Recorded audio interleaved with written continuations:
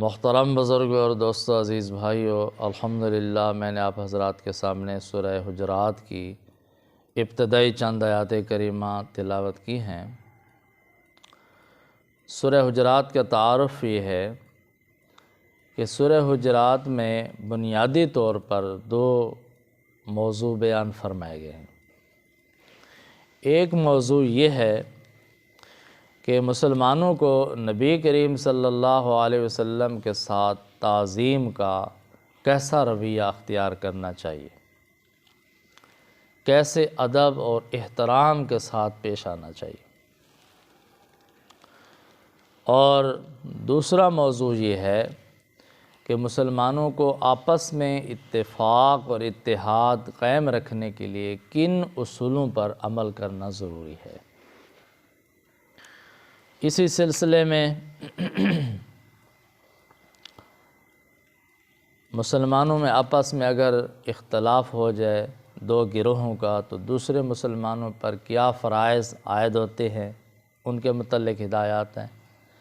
اور مسلمانوں میں آپس میں جو جھگڑے پیدا ہو جاتے ہیں، اختلافات پیدا ہو جاتے ہیں، ان کے بنیادی اسباب کیا ہیں، ان کو بیان کیا گیا ہے۔ مثلاً ایک دوسرے کا مذاق نہ اڑائیں، غیبت نہ کریں، گلہ نہ کریں، ایک دوسرے کے معاملات میں بے جا ناحق مداخلت نہ کریں۔ اس قسم کے امور سے منع کیا گیا ہے کہ یہ اسباب ہیں جھگڑا پیدا کرنے کے۔ اس کے بعد اس حقیقت کو واضح کیا گیا ہے کہ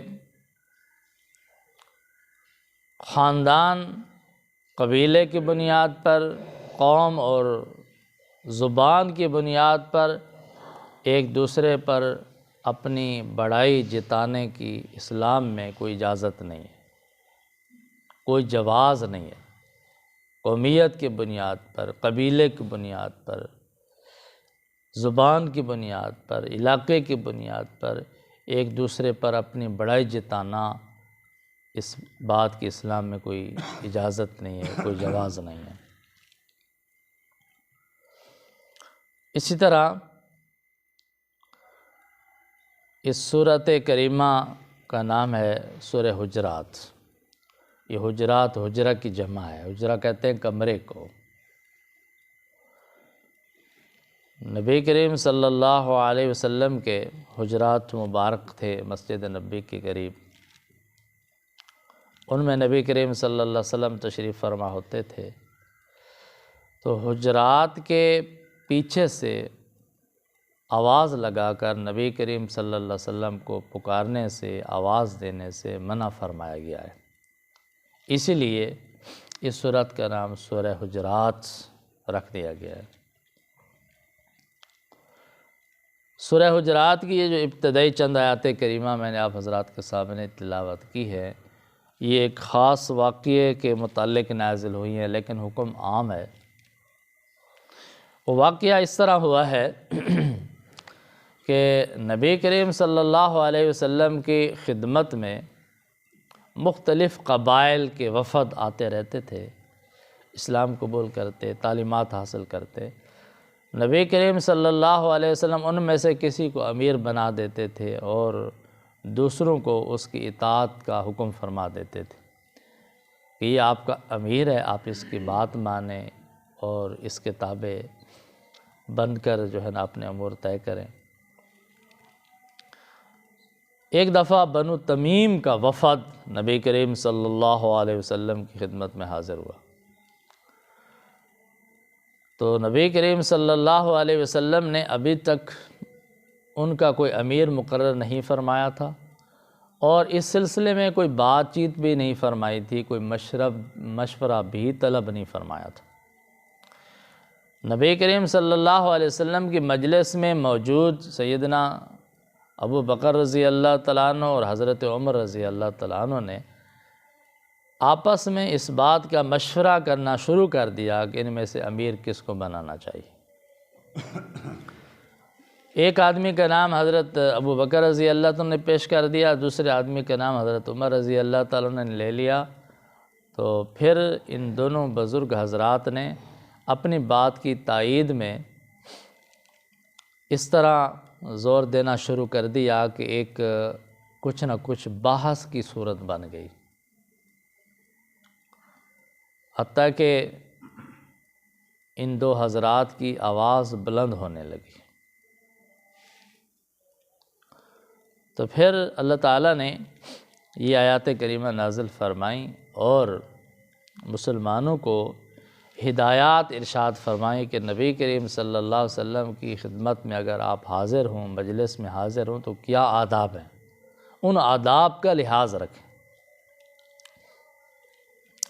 تو پھر اللہ تعالیٰ نے ارشاد فرمایا، بسم اللہ الرحمن الرحیم، یا ایھا الذین آمنوا لا تقدموا بین یدی اللہ ورسولہ واتقوا اللہ ان اللہ سمیع علیم۔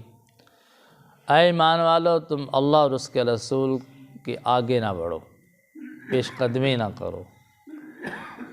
جس بات کا فیصلہ اللہ کے رسول صلی اللہ علیہ وسلم نے فرمانا ہے اور ابھی تک اس کے متعلق مشاورت بھی آپ سے نہیں کی، مشورہ بھی طلب نہیں کیا، تو ایسے معاملات میں پیش قدمی نہ کرو۔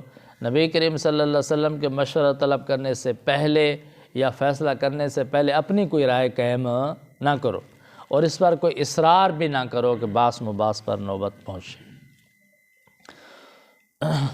تو یہ اگرچہ واقعہ پیش آیا ہے، لیکن یہ حکم عام ہے تمام مسلمانوں کے لیے کہ کبھی بھی نبی کریم صلی اللہ علیہ وسلم کی بارگاہ میں حاضر ہوں، مجلس میں حاضر ہوں، تو ان آداب کا لحاظ رکھیں۔ واتقوا اللہ، اللہ سے ڈرتے رہیں۔ ان اللہ سمیع علیم، یقیناً اللہ تعالیٰ ہر بات کو سننے والے ہیں، ہر بات کو جاننے والے ہیں۔ یا ایھا الذین آمنوا لا ترفعوا اصواتکم فوق صوت النبی۔ اے ایمان والو، جب تم نبی کریم صلی اللہ علیہ وسلم کی مجلس میں حاضر ہو تو تمہاری آواز نبی کریم صلی اللہ علیہ وسلم کی آواز سے بلند نہ ہو، اپنی آواز کو نبی کریم صلی اللہ علیہ وسلم کی آواز سے بلند نہ ہونے دو۔ وَلَا تَجْهَرُوا لَهُ بِالْقَوْلِ كَجَهْرِ بَعْضِكُمْ لِبَعْضٍ أَن تَحْبَطَ أَعْمَالُكُمْ وَأَنْتُمْ لَا تَشْعُرُونَ۔ اور نہ آپ سے اس طرح بات کرو جیسے ایک دوسرے سے بلند آواز کے ساتھ زور سے بات کرتے ہو اور تمہاری آواز ایک دوسرے پر غالب آ جاتی ہے، اتنے زور سے، اس انداز سے نبی کریم صلی اللہ علیہ وسلم کے سامنے بات نہ کرو۔ کہیں ایسا نہ ہو کہ تمہاری بات نبی کریم صلی اللہ علیہ وسلم کی آواز سے بلند نہ ہو جائے، تمہاری آوازیں بلند نہیں ہونی چاہیے۔ اگر ایسا ہوا، ان تحبط اعمالکم وانتم لا تشعرون، کہیں ایسا نہ ہو کہ تمہارے سارے اعمال برباد ہو جائیں اور تمہیں پتہ بھی نہ چلے۔ اتنا ادب کا لحاظ رکھنا چاہیے تمہیں بارگاہ رسالت صلی اللہ علیہ وسلم میں کہ تمہاری آواز بھی نبی کریم صلی اللہ علیہ وسلم کی آواز سے بلند نہیں ہونی چاہیے۔ تو انشاءاللہ بقیہ تفسیر اور واقعات آئندہ درس میں بیان کیے جائیں گے۔ تو یہ ہدایات ارشاد فرمائی گئے ہیں مسلمانوں کو نبی کریم صلی اللہ علیہ وسلم کی تعظیم کے بارے میں، ادب احترام کے بارے میں۔ اللہ تعالیٰ ہم سب کو ان پر عمل کرنے کی توفیق عطا فرمائے۔ وآخر دعوانا الحمد للہ رب العالمین۔